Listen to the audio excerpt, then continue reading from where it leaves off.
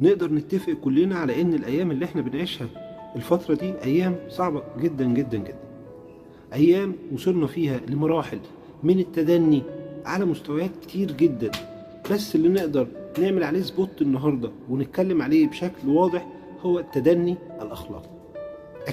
اكيد كلنا، وانا متأكد من اللي انا بقوله، اي واحد من اللي بيسمعني دلوقتي هو خلال يومه بيقابل ناس كتير، مش واحد ولا اتنين، ناس كتير نقدر نقول عليهم يعني بشكل مهذب ان هم ناس ما عندهمش اخلاق، فقدوا انسانيتهم تحت وطئة الظروف الصعبة وتحت وطئة مش عارف ايه والكلام بقى، المبررات اللي احنا فاهمينها دي.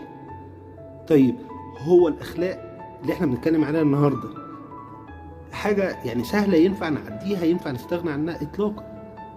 ده ربنا سبحانه وتعالى في سورة القلم قال وإنك لعلى خلق عظيم. طيب وسيدنا النبي قال إنما بعثت لأتمم صالح الأخلاق. خلي بالك الأيام دي محتاجة إنسان قوي جدا، صبور جدا جدا جدا، عشان يحافظ على نفسه. إياك أن تفقد نفسك، إياك أن تفقد إنسانيتك، إياك أن تفقد أخلاقك. خليك دايما فاكر إنما الأمم الأخلاق ما بقيت.